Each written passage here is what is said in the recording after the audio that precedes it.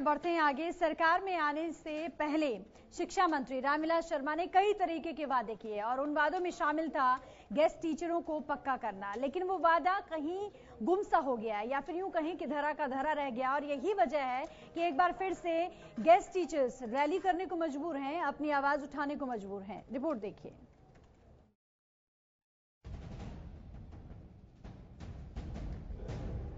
जींद उपचुनाव को लेकर मनोहर सरकार खूब तैयारियों में जुटी हुई है। जोरों शोरों से चुनाव के लिए प्रचार चल रहा है, लेकिन जींद की जंग से पहले भी एक जंग है जिसे जीतना सरकार के लिए मुश्किल होगा। ये जंग है गेस्ट टीचर्स की, जो सरकार को अपना वादा याद दिलाने के लिए जींद की धरती पर रैली करेंगे। मैं आप में से एक हूँ और मैं आपको एक आश्वासन दे सकता हूँ कि 4-6 महीने की बात, आने वाला समय आपका है। हमारी सरकार बनते ही सरकार के कई आने वाले मंत्रिमंडल के सदस्य यहाँ पर बैठे, पहली कलम चलेगी 15,000 अध्यापकों के, इनको रेगुलराइज करेंगे। 20 जनवरी को जींद में 14,000 गेस्ट टीचर्स जुटेंगे और मांगे पूरी न होने पर सरकार का विरोध करेंगे। दरअसल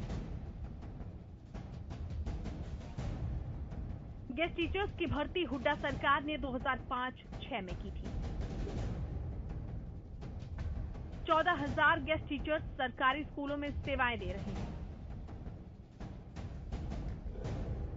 बीजेपी ने अपने चुनावी घोषणा पत्र में टीचर्स को नियमित करने का वादा किया था। 2014 में जब गेस्ट टीचर्स जंतर मंतर पर आमरण अनशन कर रहे थे, तो वहां रामविलास शर्मा ने उन्हें पहली कलम से पक्का करने का वायदा किया था। लेकिन सुप्रीम कोर्ट के आदेशों और कानूनी अड़चनों के कारण सरकार गेस्ट टीचर्स को नियमित नहीं कर पा रही।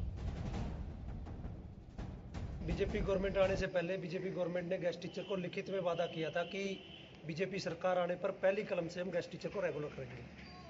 तो उन्होंने रेगुलर तो क्या करना था, बीच में हमारे बहुत से साथियों को हटा आया, फिर सरकार के अंदर वापस ले आया। हम पिछले 15 साल से पीड़ित है, कभी घर हमें घर बिठा दिया जाता है, कभी फिर दोबारा जॉब में ले लिया जाता है।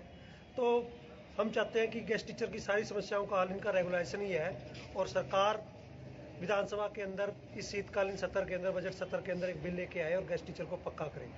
और हम तो ये कहेंगे, अगर गेस्ट टीचर के ऊपर पहली कलम सरकार नहीं चला सकी, कम से कम आखिरी कलम तो गेस्ट टीचर के ऊपर वो चला के जाए। तो अब गेस्ट टीचर्स ने सरकार के खिलाफ मोर्चा खोलने का मूड बना लिया है और रैली के लिए जींद को चुना है, जहां पहले ही उपचुनाव को लेकर सभी पार्टियां अपनी ताकत झोंकने में लगी।